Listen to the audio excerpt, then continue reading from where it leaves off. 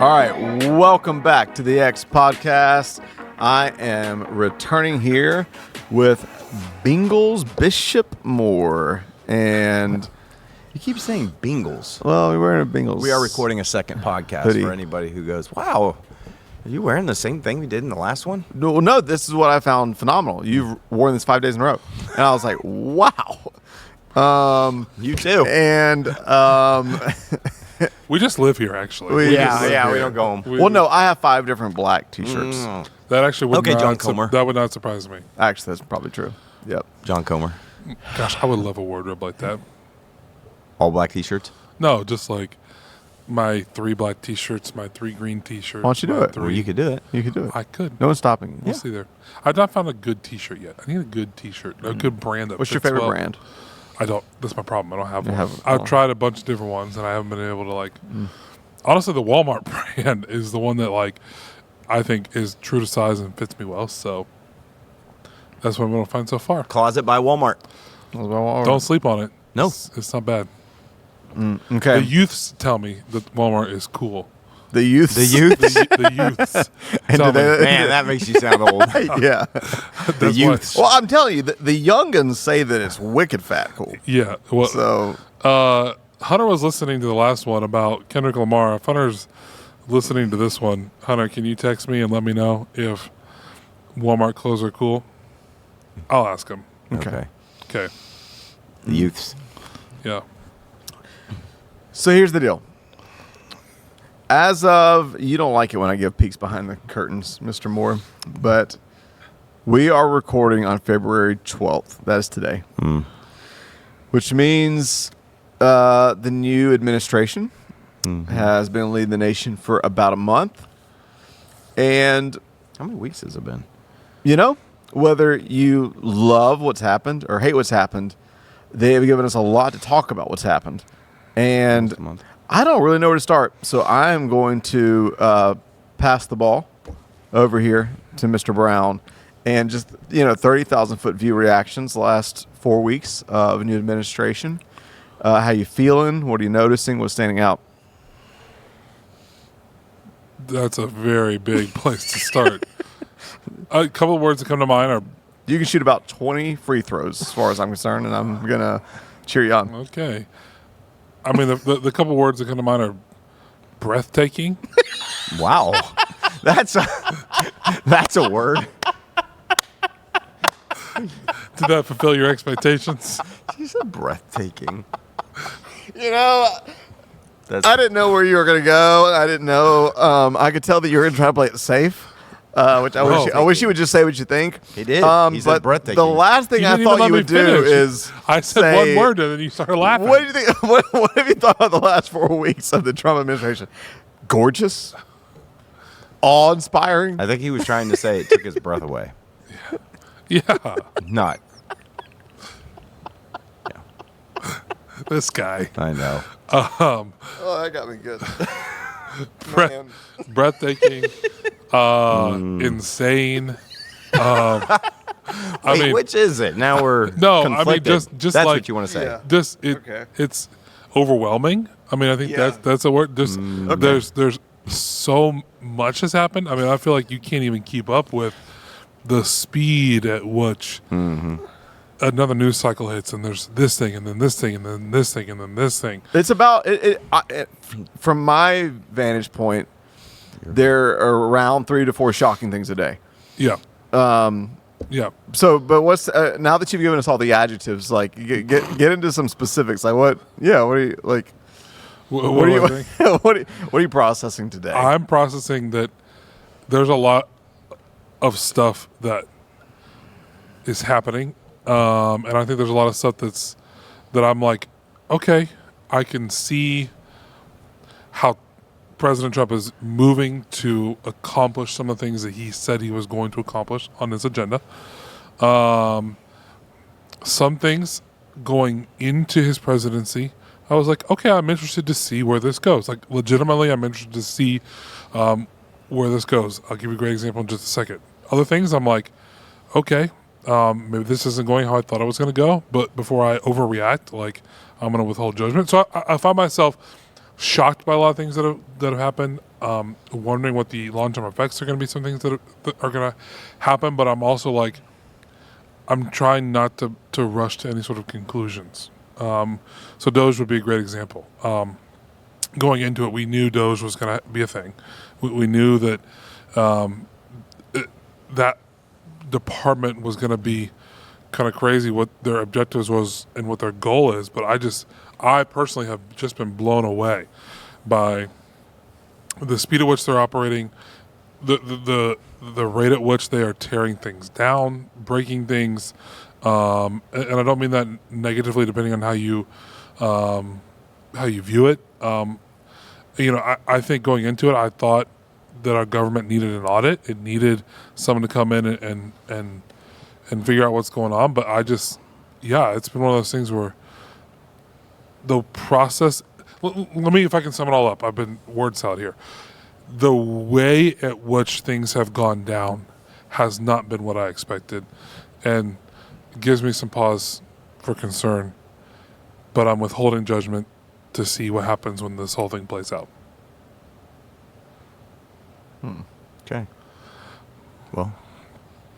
Okay. All right. What about you? So it's been Breathtaking. It's been. I don't know what Magnificent. Yeah, I was just gonna say like magnanimous. It has been. I mean, if you want to, drill down. Yeah, I'm just trying to find some more breathtaking adjectives than that. Here's what I guess. That's my favorite. You don't know what to say. Breathtaking Response ever heard. My reaction to the first, at this point, it's been less than 1 month.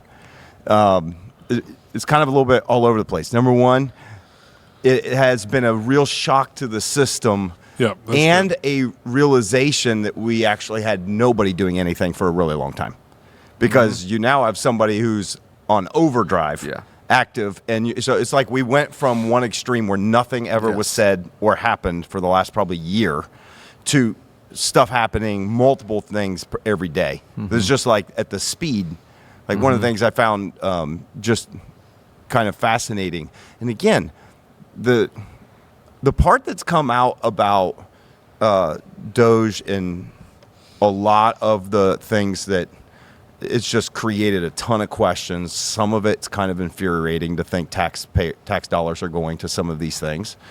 It's really hard to also know fully, like, I wish I could get context on a lot of things. Like I've told you before, I'm like, okay, somebody somewhere thought it was a great idea to spend, I don't know if it's $2.5 million or $2.5 billion to whatever it was to have Sesame Street in Iraq, and I kind of like, I can kind of see through and go, okay, my guess is somebody has an initiative to try to introduce either Americans, Western, whatever, in a country that probably predominantly hates America, right? And so someone came up with the idea of, well, let's buy and put Sesame Street on whatever, So some of those things I want to try to go, okay, these are just, some are so crazy, but then some of them are like, there's got to be a reason why somebody did.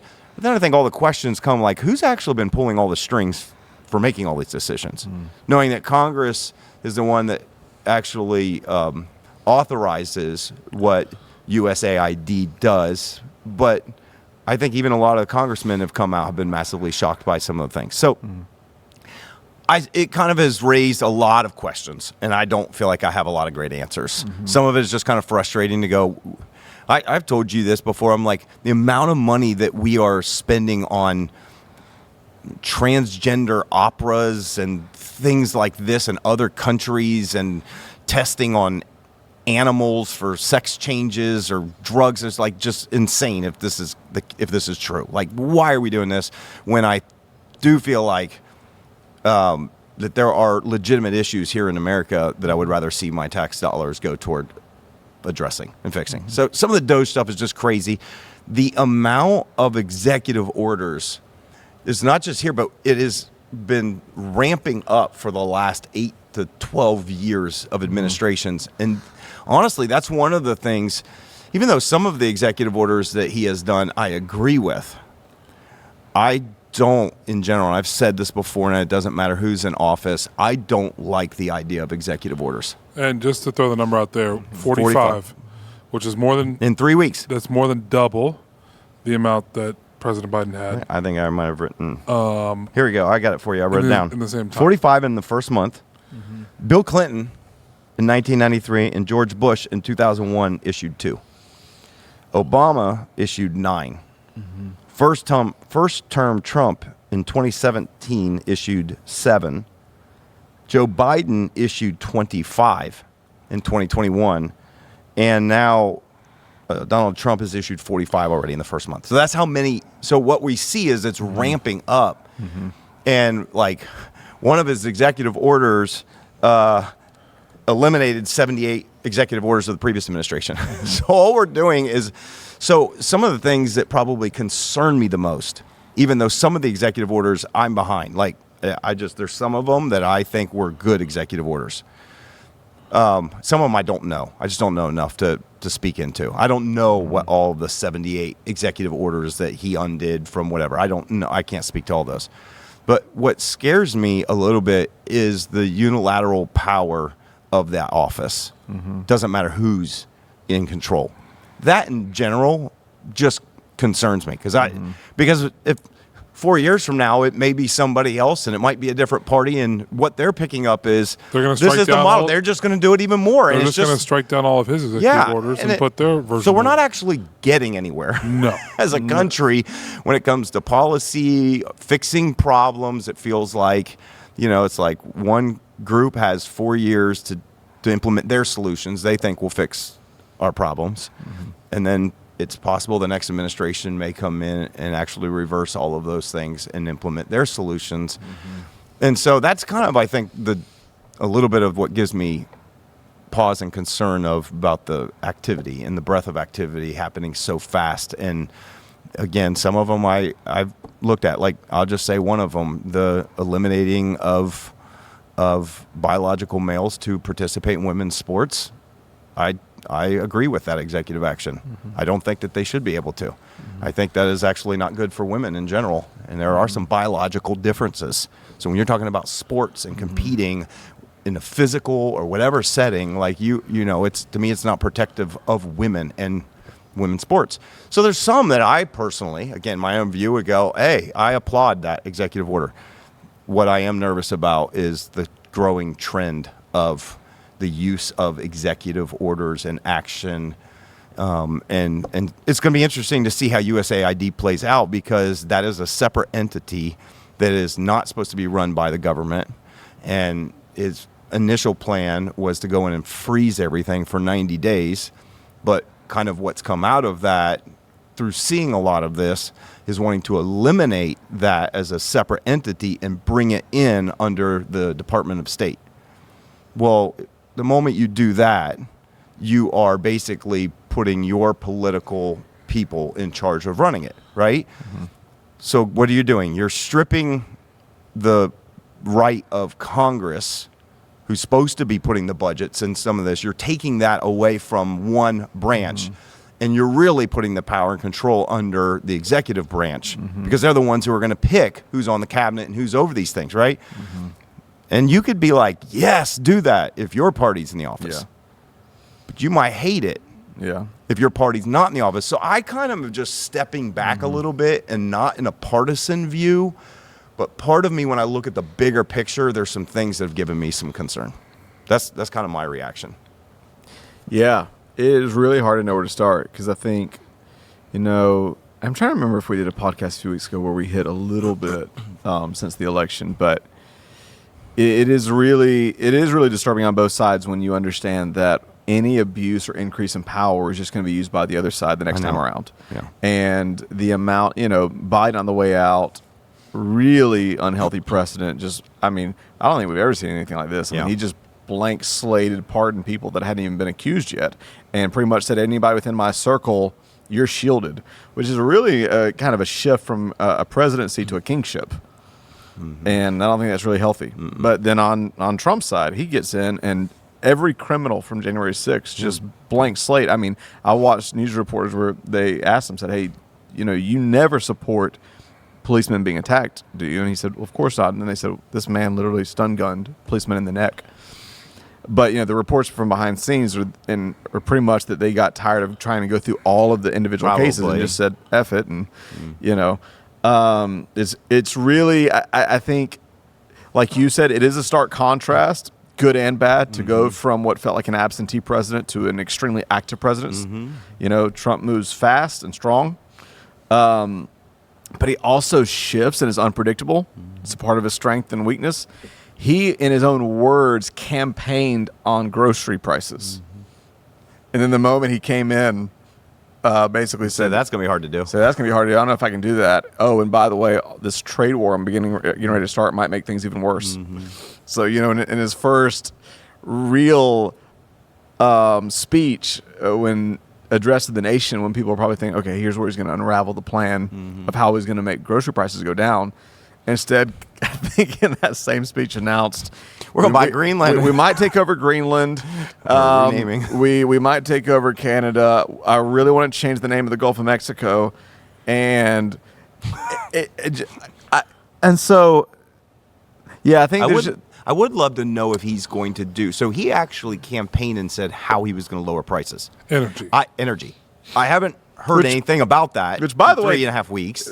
By the way, did you see the Reagan clip that has surfaced of Ronald Reagan? Literally, it seemed almost prophetic with him saying exactly. It's a speech that's come out, and I understand there's different contexts, but him warning against the very thing that Donald Trump is now doing, saying the worst thing a president could ever do is start a trade war with their neighbors. And like coming out. And so there's been a whole lot of like conversation around that. It's really, really interesting. But we are already, it seems, on bad terms with nations that have historically been our close allies. And watching the back and forth from Mexico and Canada. The latest is, we just put 25% tariffs on steel and aluminum. China, of course, slapped retaliatory tariffs on that. India just slapped tariffs on us. So the response is we're going to tariff India now. And so it's already going back and forth. And before long, every single good that's traded in and out of the world is going to be charged. But I wonder what the it is. This is one of those areas that I would say I have a little bit of knowledge, but not a lot, right? Like, so it's hard to. I think one of the things that we all do, and I want to at least let me give a little scenario that where I've tried to, kind of like you were saying before, you were talking about breathtaking. You know how you were trying to say like I want to reserve some of my criticism and judgment at times for anybody who's in office, because I feel like they're privy to so much more information than we are. Yeah. It's kind of the same thing that when like we make a decision in leadership in a church, that, not everybody is necessarily privy to all of the back end information. And so there's sometimes where you want to like go, hey, we have other information while we're making decisions. Yeah. With that being said, I know it's a bad comparison, but I'm just trying to give like an idea of why. And so, I don't know. I agree with that. I just want to give a quick rebuttal that you probably communicate a little bit differently and a little bit more strategically. I agree. I'm not trying to make it an apples for apples comparison. I'm just trying to make the point that I think that there is tons more information that the general public is not privy to. That is one of the reasons why, this is, again, me giving benefit of the doubt, why he is potentially making moves that he's making.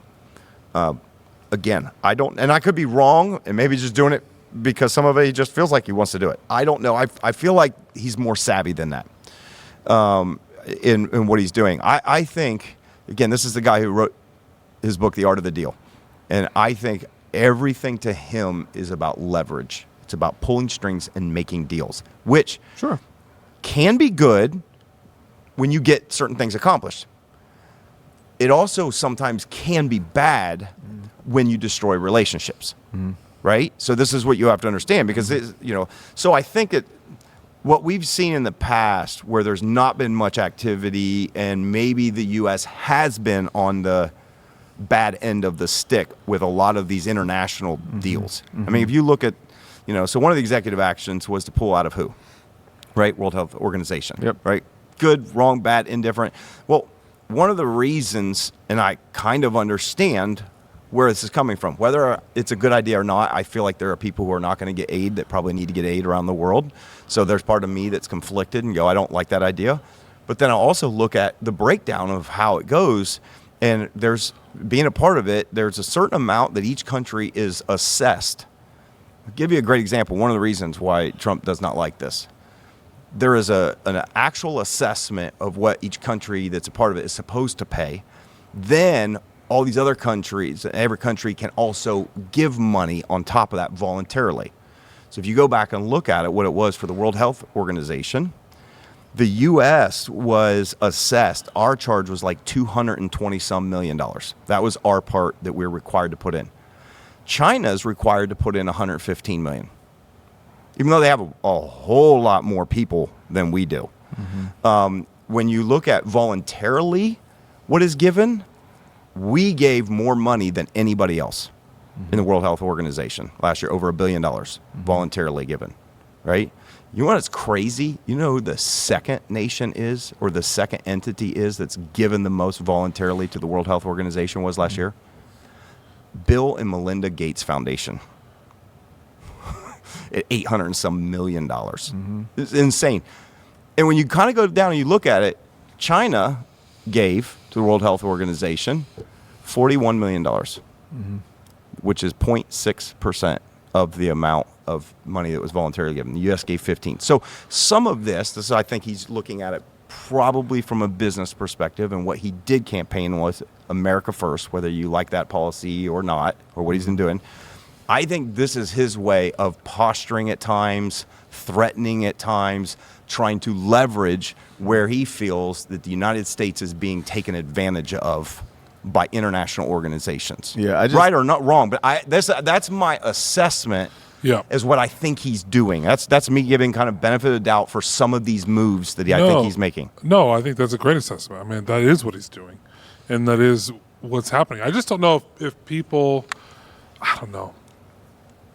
No, I think people understand what they were voting for with this. I mean, maybe not though. I don't know. You tell us. But I think when you start to hear about the real effects of what's going to be impacted, what we're not going to be able to do, what we're not going to be able to help. I just wonder if everyone understands the true scope of the good that the United States of America does around the world, and for places that are hurting, impoverished, and need help around the world. Yeah, and I think like it is a very different it is a very different philosophy. I was listening to someone talk about, like, really you have, President Trump would be the ultimate example of what you're talking about, of an America first philosophy. And some people, they really believe that's how you should think. President Obama would be the epitome of we don't just exist for America, we exist for the world. Probably the healthiest is a balance of that. I think, so for me, I look at that and I understand what you're saying, and it's a great assessment. I just don't understand why you would look at that and say, well, yeah, America has been the most flourishing economy in the world. Of course, they're going to be given the most, number one. Number two, there's never going to be a perfect deal while we're on this planet that's going to be perfectly equal. We're going to have to settle for the best plan we have, not the ideal plan that doesn't exist. And number three, I think there should be a level of pride that there is something different in the cultural soil of America than there is in an Iran or a Russia or a China, where there is more of a spirit of generosity. There is, though we're not a Christian nation, the Judeo-Christian background, there is a higher level of generosity typically in the way we view helping the world. And so I look at that and I'm like, oh yeah, I'm not surprised, number one, because of our economy, and number two, because of the culture of America, that we are leading the way in this. And yeah, I think you don't let people, I understand there's the other extreme. You don't let yourself be taken advantage of, but yeah, I just view that so differently. And I'm sure there's a whole lot I don't know about it at all. Yeah. I'm sure there's so much I don't know about it. But you know, on the other side, we're talking about Doge, and I don't think anybody would argue. Let me say this: I don't think anybody would argue that the government has not been criminally inept in their handling of money. Yeah. And the amount of waste and the amount of mismanagement, and I'm sure the amount of corruption. So, I again, like you said, I want to give a fair shake to anybody wanting to come in with a proactive approach. Yeah. Okay, let's finally try to where we need to shrink government. Let's shrink government some. Where we need to get rid of excess, let's get rid of it. Where we need to get rid of waste. Like, I want to cheer on the effort of that. At the same time, there's a difference between stripping away excess and stripping away fundamental structures of 250 years of democracy, which there are a lot of people concerned about that. I just saw there were 5 former Treasury Secretaries who signed an unprecedented letter that they just came out with, United, really concerned about especially Elon and the access he's been given to some of the money systems and the way all this and these 5 former Treasury Secretaries. I mean, the title of the memo is "Democracy Under Siege," and again, I don't know all the ins and outs. Yeah. I don't know if you've had this. What's been interesting for me, just even on a personal level, is church on Sundays. I've had a lot of people come up to me that I was telling him, I actually would assume are pretty conservative. Come up to me, not in any, I can tell, not even talking politics, but just on a personal level. They work for the government. And they said, just with tears, be praying for me. All of us in our departments are so confused, so caught off guard. Everything's in chaos. No one knows what the heck is going on. And all of us are wondering if we have jobs. And I think, it doesn't seem like the way in which, so it's hard because I totally understand. My daughter works for the military. She works at the base. She's been told that they are eliminating 25 temp tech jobs, which she happens to have one of, and she says, "I hope I'm not the one eliminated." So it's definitely, we felt that, I know other people, a lot of people in our church that work for federal government, and there's so much uncertainty, and that's, it's kind of, I think the best way to kind of describe it is, part of me really likes what Elon Musk and his guys are doing by auditing our government, finding all kinds of things that to me are just tragic, that are wasteful, that are embarrassing, that I just cannot believe someone would ever spend the money on this stuff is just unheard of. Like, and it's almost, it is infuriating if you're a taxpayer, right? Like, I cannot believe we've got all kinds of people with issues in our own country, hunger, debt, other things that we can't solve, and yet we're giving away just billions of dollars on things that are just, to me, ridiculous. So as part of me is massively grateful that somebody is auditing, and yet at the same time, the method in which some of this is going down. To me, I worked for a federal government for over 5 years. I worked for the state government for over 7 years. So I know what it's like to be a civil service employee. And a lot of these are just, they're average middle class people trying to find jobs and careers and opportunity working for the government. You'll never get rich doing that. But most of the time, it's a secure job. It might be a job you enjoy doing whatever. I worked federal government. I worked at the VA. I actually helped veterans file for compensation and pension and actually get money back for getting injured in service duty. I found reward in doing that and helping. So there's value in all of that. The method that causes fear and panic. Imagine, because I would never do something like this in leading an organization. Okay, you might have to make cuts, but it's like, hey, we're going to probably have to cut at least a third of our workforce. It'd be like me going to our staff. We're going to have to cut at least a third of our workforce. We're not sure who. It could be you. If you want to voluntarily take an early retirement / buyout, we'll pay you for an extra few months. Are we terrified that the CIA has been offered to buy out? You know what I mean? And so you get like, I feel bad for like people who are like, they're stuck between a rock and a hard place. Okay. What do I do? Am I going to lose my job, or do I take a risk? So. But here's the problem. If it was at least you as a CEO of your company, you could do that with empathy and doing things like that. Sure. Except in this case, you got someone from the outside who has no emotional connection to anything that you've built or done, who has no concept of what you've been building or trying to do as an agency for the last 5 to 10 years, coming in and just on a whim for what he thinks is right or wrong, making a decision about what's cut. I think that's the biggest thing that I don't see. Here's the thing, though. My pushback on that is I don't necessarily have a problem. I don't think Elon Musk. I know he's probably involved with Donald Trump. I'm going to put this on Donald Trump to make decisions about your federal government workforce. And that, even if Elon Musk is the one coming in and kind of suggesting this, because we saw what he did with Twitter. The reason why I want to at least I want to play the devil's advocate from that perspective is because we have had administration after administration and nothing ever changes.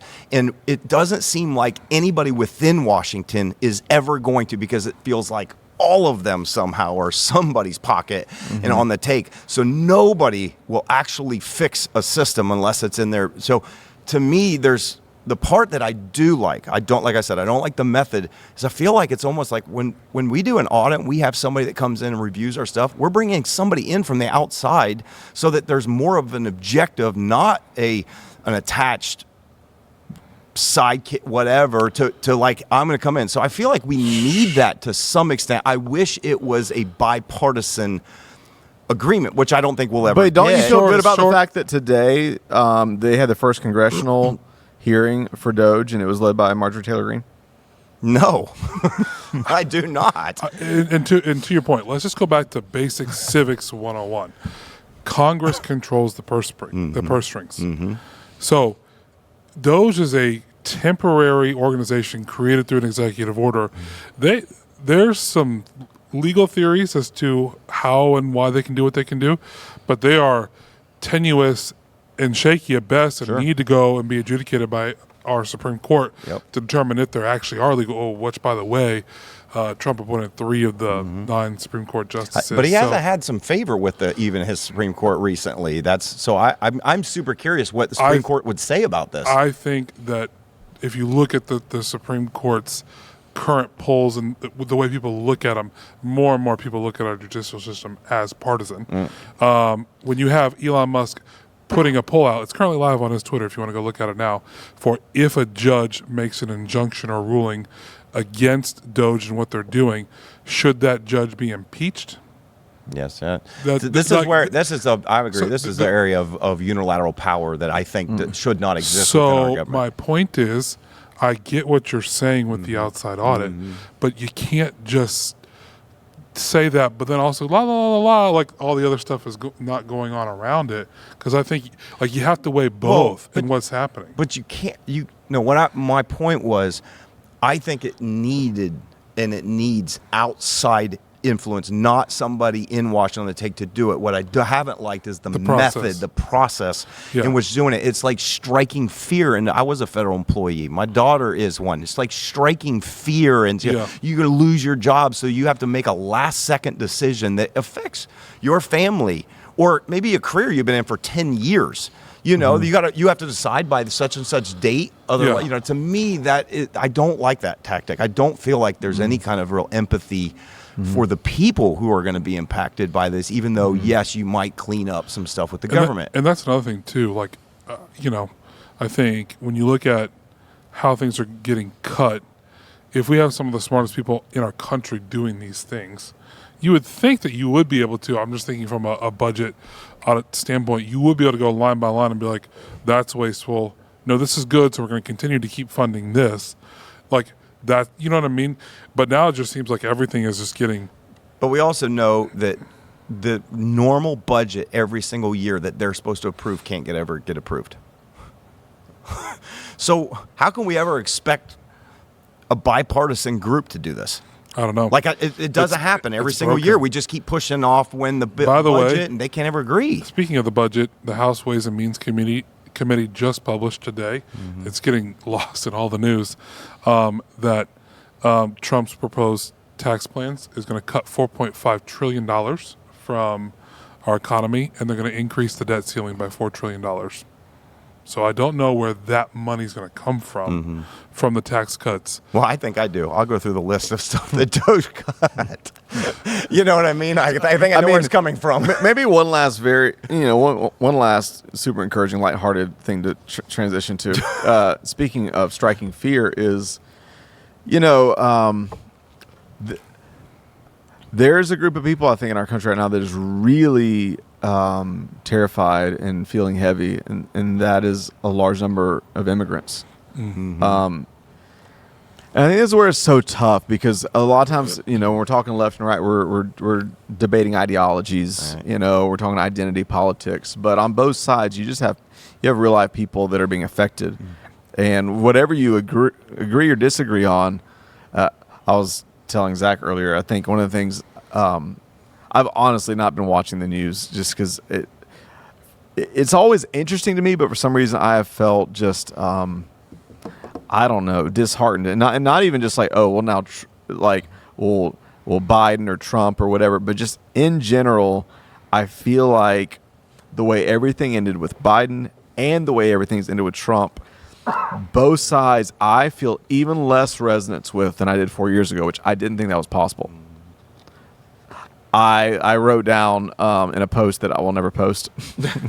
What you're going to say here? But I'm not going to say all of it. Oh. But 4 years ago, I said I felt politically homeless, and right now I feel politically planetless. And I think part of it is, and I was telling him, part of just my thought is just this whole idea of like truth and grace, and how I think both sides represent a corrupted version of that.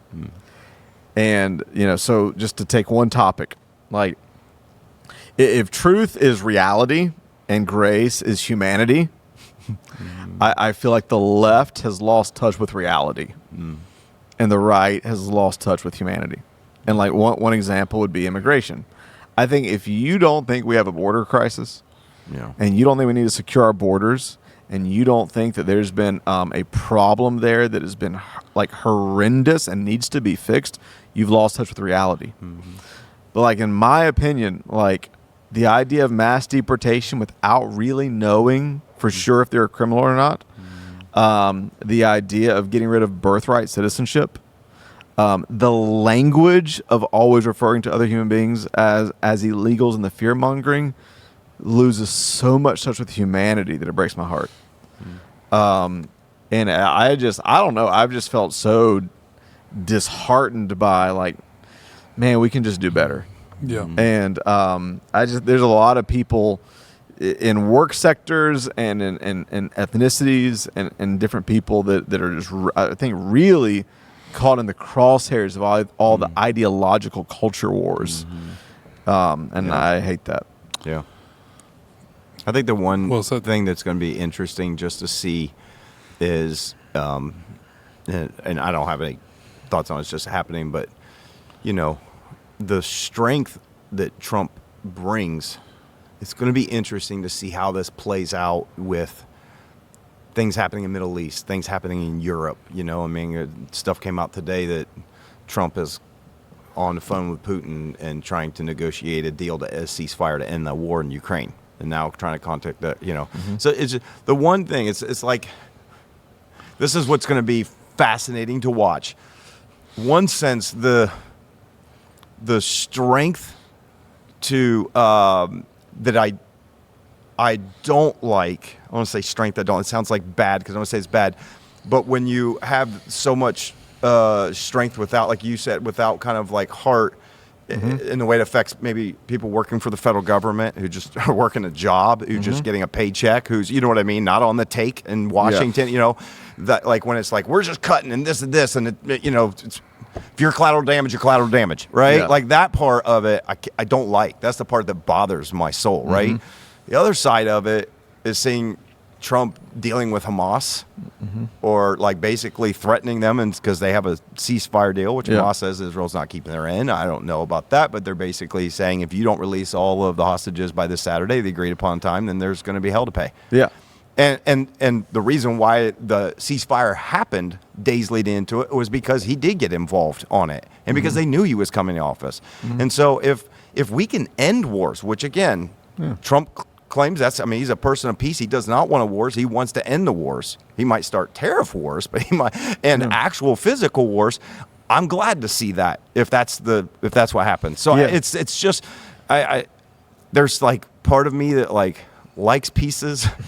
And then is really concerned about pieces, and I just feel conflicted. Yeah, because another example of the humanity reality thing is like, okay, something we're talking about stuff that that Trump has done that I agree with. One is, the whole thing of I'm going to butcher the phrasing of it, but the empowering of basically mutilation for young boys and girls. Gender surgery early on. Like, I don't think any thinking person would disagree with that. So it's like, okay, we need to protect children who are already struggling with their identity from being irrevocably damaged early in their life. But unfortunately, that tends to also be connected with a lot of hateful rhetoric. With people again caught in the crosshairs, there are people out there, adults and adolescents out there, who actually struggle with gender dysphoria, and they're a pawn in a culture war that is connected to a decision he said that I'm like, oh, that actually makes sense. And then his strength, when strength is geared towards disarming Hamas, it's awesome. Yeah. But when it feels like, I'm not saying it is, when it feels like it's geared towards empowering Putin, it's awful, in my opinion. Hexeth today, we're talking about this offline. I don't know, whatever side you're on, whether you're a MAGA loyalist or not. I'm not sure what defense you could make for Hexeth being the defense secretary of our nation. I've not heard it yet. But today I heard him using the same talking points that I've heard Putin and generals of Russia talk about of, hey, whatever we're going to do, we have to talk about the realistic reality that we can't go to pre-war borders. In other words, let Russia take whatever they've invaded and taken. And then he added to that, and Trump has made it clear that Ukraine, being a part of NATO, cannot be a part of this peace pact.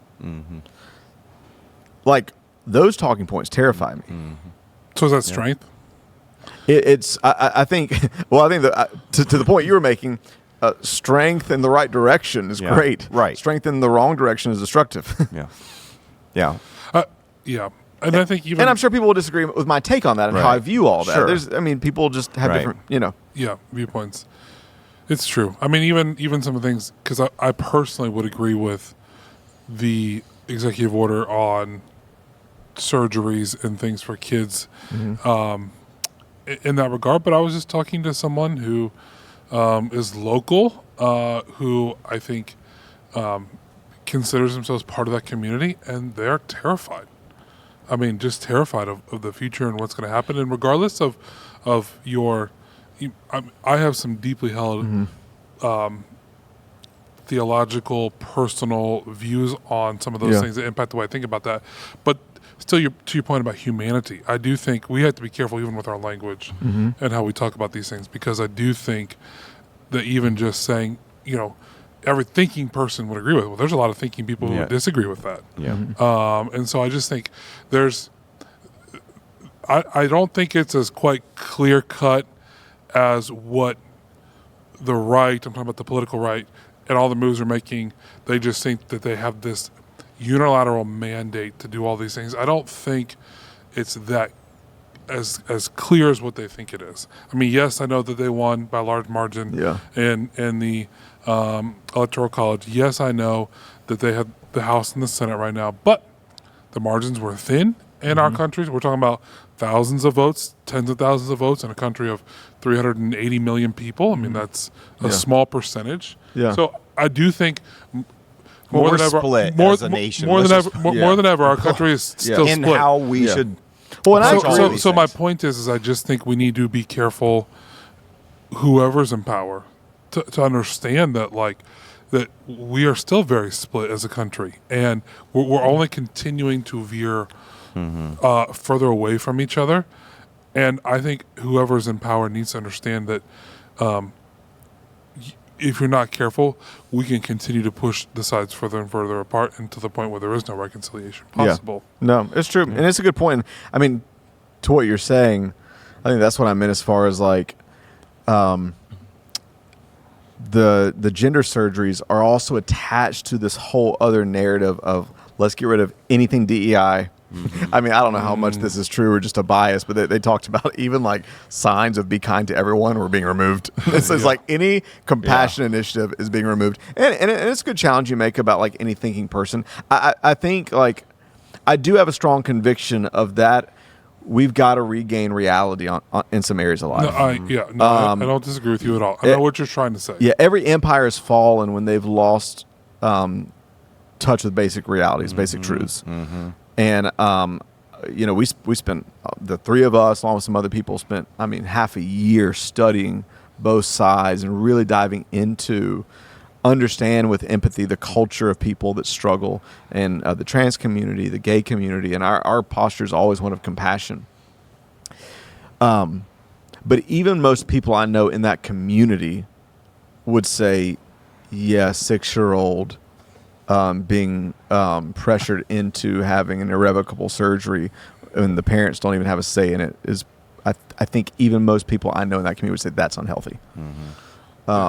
Yeah, it's just we're in a very interesting time in human history, and I think we are so. It feels like, and I don't want it to be this way, but it almost feels like it has to be this way. It's like when you get USAID, and it's like we're stopping everything as we go through line by line and find all the corruption or the things that are wasting all of this before we do it. Again, this is where I feel conflicted. Part of me is like, gosh, we need an audit that stops the immediate flow of that. On the other hand, there's aid going to Haiti on regular. There's, you know what I mean? I was reading an article on that was just saying, but then there's so many layers, because then there's like $300 million that's been pledged to Haiti for certain stuff in development. But then even within this article, they're saying, but there's so much corruption in who is getting that money in Haiti that it's not even going always to the people who need it. Some of it's not. So there's just layers and layers of corruption, all this. I'm in favor but I hate to see people who need the aid not getting it. Yeah. But I also don't know if we would ever stop any of this other stuff if it's not somewhat extreme that we have to find it. So that's why I'm just conflicted. Yeah, it's just like, I'm a big fan of auditing your stewardship. Yeah. I'm not a big fan of abolishing everything you're doing and try to make the world better. I mean, it seems like every time we have a shift now in party of administration, we either are all in with the environment or we pull out of everything to help save the world because, we're giving more than this country and we're giving more. So let's just not do anything. Let's pull out of every accord, every climate pact. And it doesn't make any sense. Well, so not to us, but for some reason, I think this is just to the point. I think we're just so divided as a country, and I think all of everything media, social media has just pushed over the last decade the narrative so that there's just no middle ground anymore. There's no reality in the middle. It's one person's reality is way over here, and one person's reality is way over here, and there's nothing in the middle. And we're sitting in the middle going, it makes sense to me. Why can't we agree on this? Right. But this is why, and I don't know how much time we have left. We could go on forever talking about this, but I think we're done. Did you see what President Trump is trying to do? Creating a task force to address anti-Christian bias in our culture and society. So he's creating a task force to address Christian persecution in our culture and society. I think. You think that's his idea? Probably not. Did you see the photos? Was it with him and all the people praying for him, and Paula White, and Jensen Franklin, and all of them? Yeah, I mean, I'm not saying he doesn't invite them, but I feel like is that a nod politically to, yes, I'm getting elected. I want you to do this. So now I'm doing that because I just don't feel like this is where I want to go with this. So I feel like in a world and a time in which things are more divided now than ever, you could have a neighbor on one side cheering on every single thing that's happening, and then a neighbor on the other side, I mean, despondent and distraught, and even both sides are making fun of each other for that. Like, I think the role of a Christian and a follower of Jesus in this time is more crucial than ever to be a bridge between both sides. Yeah. And we cannot abdicate that responsibility that we have. We cannot abdicate the role that we have to play in society and bring those things together. And I'm just even in that task force being created, I see Christians rushing to ally themselves with whoever they deem is in power.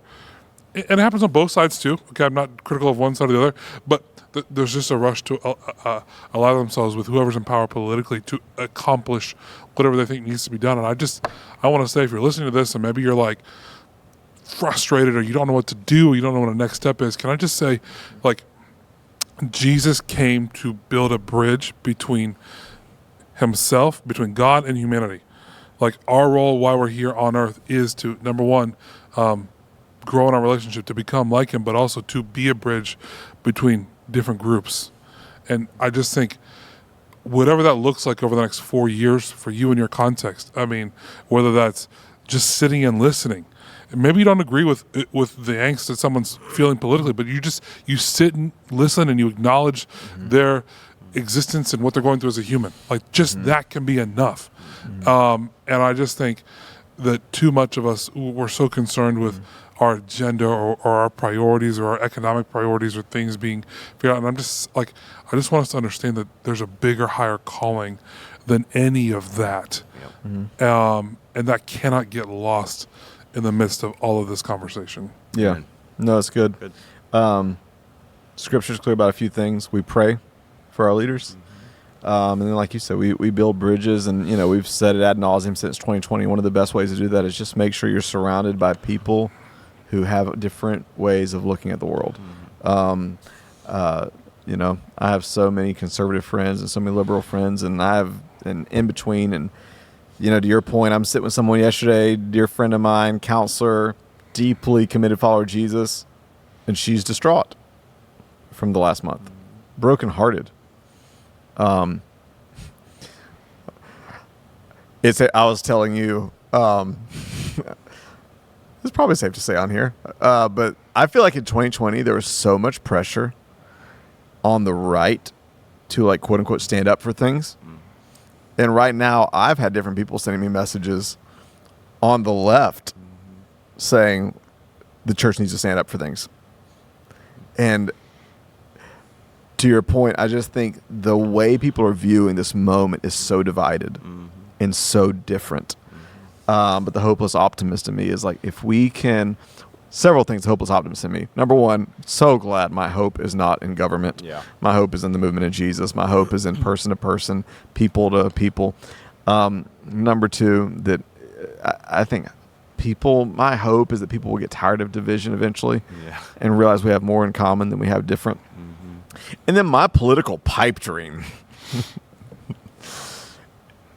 is that in 4 years, a moderate, I don't care if it's left or right, I don't care if it's Republican or Democrat, a moderate, a young, articulate, character-driven, intelligent, compassion-centered moderate will step forward with real leadership skills and will chart a new path forward. I'm not sure someone like that can get elected anymore these days. That's unfortunate, but I called it a pipe dream for a reason. I know. But yeah, we'll see. You never know. The course of history, like, we are moving more and more to an incendiary end, like to whatever our system is. Quite literally. Asteroid. Well, maybe. Did you guys know The that city killer? there was an asteroid that was discovered that might be headed here in what I sent 2032? you It could that. actually be. Well, the percentage keeps going up. Of it actually, It's like up to 3% now. really headed here. So it might happen anyways. That happens every X amount of thousands and thousands of years that usually an asteroid hits and it resets things on this planet. Not saying that we're due. I'm just saying it could happen. It feels like the direction that we're headed politically here is like, I don't know if the people are just somehow going to go, I want to change. Yeah. That would be the best thing. I just don't know how that'll happen if we could unite. So it's hard to see it. Maybe someone, I don't want to say names. It's just going to be bogged down in bureaucracy Well, for the next 4 years. no, it won't. 'Cause Doge is getting rid of all I was gonna say, down bureaucracy. It's going to be thin. It's going to be running like a well-oiled machine. Yeah, I think it's maybe one of the few moments where we're like, can we have some bureaucracy? Can we have some? I mean, it is interesting. I mean, it almost feels like whatever playbook Elon Musk did with Twitter, he's just trying to do with federal government. Mm-hmm. Like, if you think about what happened, he goes in there, blows it all up. Everybody's screaming. Then he redesigns it to run on a third of the amount of people that were there before. And I don't know about the ins and outs. I mean, technology-wise, it seems to be running quite well. You know what I mean? So I'm wondering if that's the intention. Whether it's good or bad, and there's going to be a lot of collateral damage if that happens at the federal government level. So, although I'm waiting for names to be released because there's been threat of names being released of who's calling the shots on all of these things. So that would be really fascinating if it did. It would turn into even more of a chaotic This is an scene. interesting time. It is an interesting time. We'll see. Anybody going to be offended from this episode?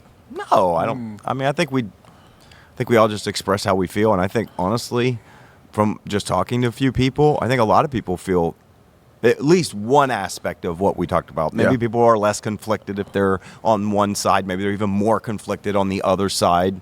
Yeah. You kind of would hope across the board. And again, I've talked to people, both conservative and liberal, that have all been kind of shocked by some of the stuff that has come out that and saying, yeah, I don't like that either. So, maybe we have a new common enemy. I don't know. Who knows? It's just an interesting time. That's all. It is. Yeah. All right. By next episode, what Team. what country will we be talking about making our next state? Our next state? It's interesting. I'm still going to go back to Greenland. Think we make that a next state. That's what Greenland. So No comment. maybe even the UK. Oh. Hey. Hasn't happened yet, but it's not off the table. Okay, imperialism's back in style. We will end now, and write us in. Let us know. No, don't. But if you're offended, just don't. And No, that's fine. I think No. it's good. I want Yeah, people we to want know. feedback. Well, yeah, I think we want feedback. Want feedback, but make it intelligent. You know, No. don't. No, People yeah. show what they want. No. If you're gonna write in, then it can't just be hate. It's got to be with reason. It's got to be, hey, tell us why we're wrong, or what you just. Well, I don't believe. even know if we all necessarily feel the same way about it. So I don't know that any one person. Well, when I say we, I just We, mean it says any of us. individually. Yeah. Yeah. all right. So, all right. Until next time, we will see you next week. Hey guys, it's Russ. Thanks so much for listening. We really believe if we can get around tables instead of behind screens, if we can talk to each other instead of at each other, we can make the world better. To help us do that, here are a few things you can do to help. First, if you haven't yet, leave a review on Apple or Spotify and hit subscribe on YouTube. This helps more than you know. Also, if you have been impacted by the community out of which this podcast comes, that's X Church. Maybe you're local or you've been touched by the messages and impact across the country, even the world. I want to encourage you to support this work. A powerful life principle is to invest in the people and places that invest in you. And so I want to invite you to do that right now by going to thex.church/give. You can give a one-time small gift, a sacrificial gift, or even become a recurring partner. Together, let's keep elevating the conversation. thinking higher, loving deeper, and making the world better. Cheers.